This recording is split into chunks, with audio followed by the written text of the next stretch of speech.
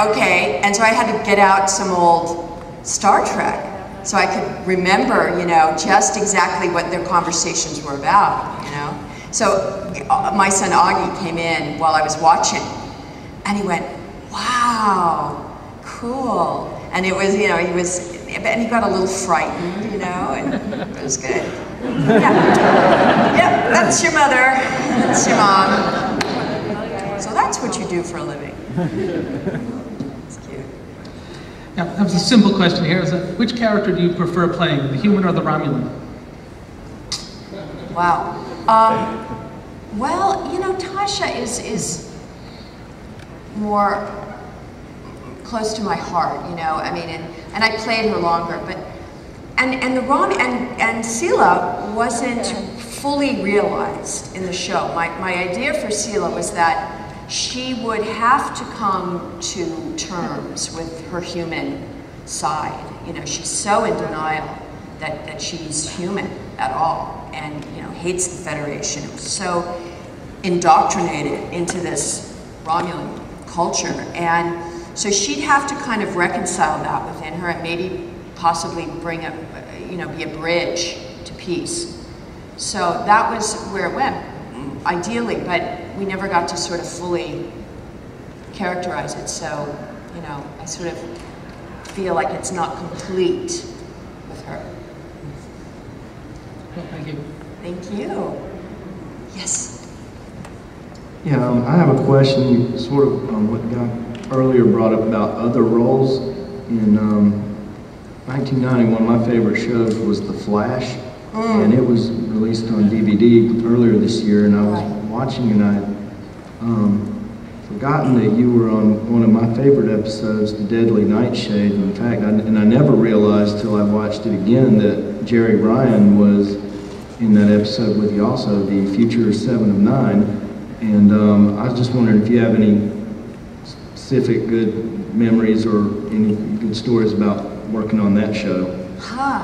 God, I didn't know Jerry Ryan was in that episode. I haven't seen that in a long time.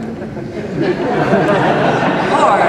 Yeah, you shared at least one or two scenes with her. You were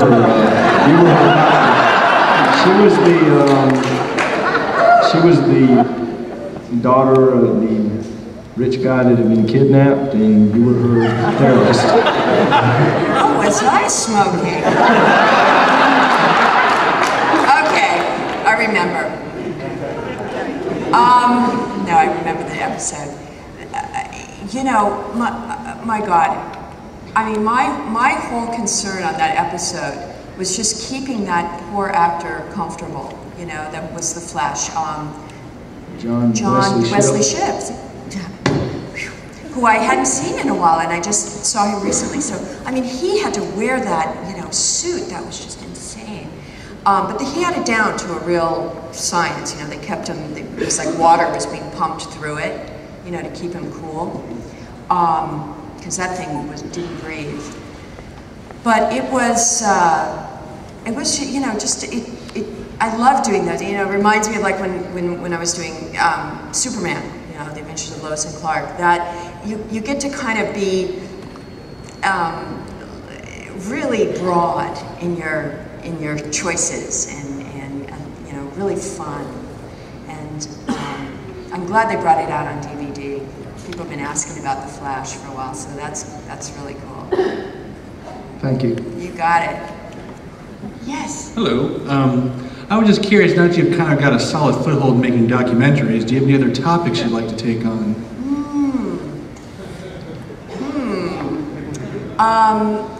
Yeah, I am thinking about documentaries sort of all the time. I'm looking at, you know, different stories, and I kind of play around with one, and then I put it away.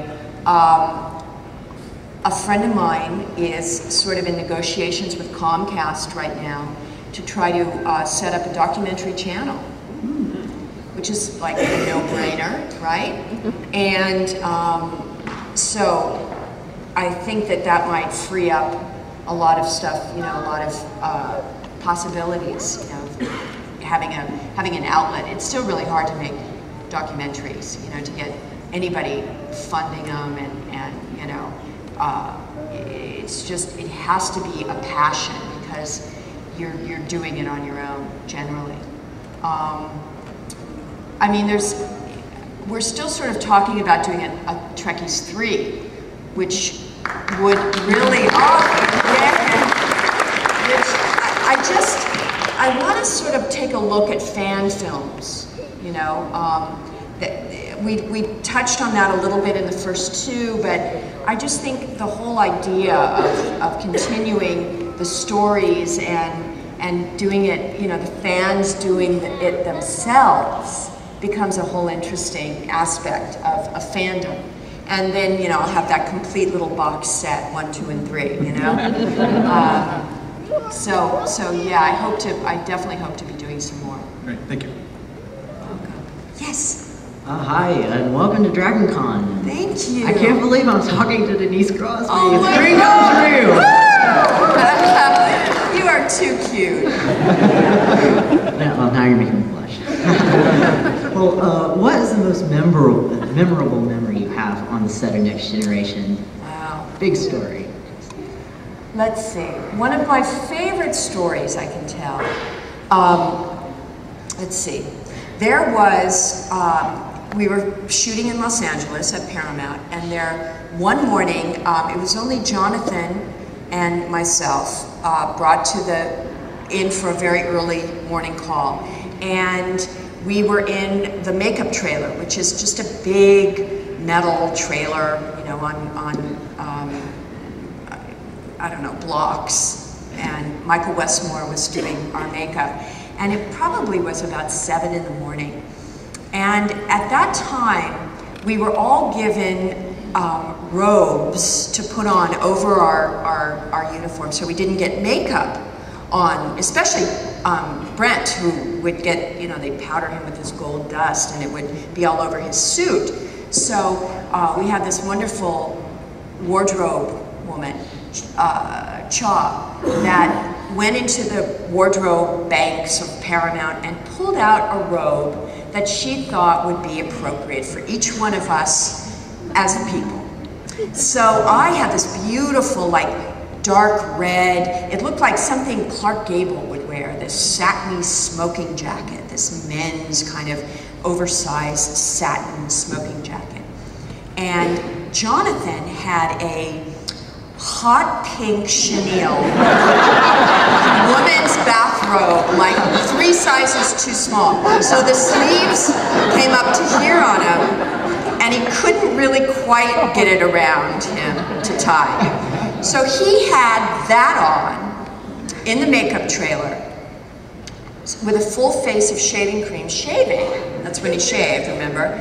And he was at one end of the makeup trailer and I was at the other end. Michael Westmore's doing my makeup. And suddenly there's a very big earthquake. And the whole trailer's like, and you hear, earthquake, earthquake, run! Out through Paramount lot. And we, you know, scrambled out of the trailer. And it was over as soon as, you know, it begins. But you think, oh my God, the world's ending. And as soon as I kind of caught my breath, there was a woman with a microphone and said, "Hi, I'm talking with Denise Crosby. I'm at Entertainment Tonight. We've got live from the earthquake epicenter at Paramount. Denise, what are your thoughts?" And I looked at, and I saw Jonathan with this hot pink bathrobe and his face full of shaving cream, and I said, "Go ask him."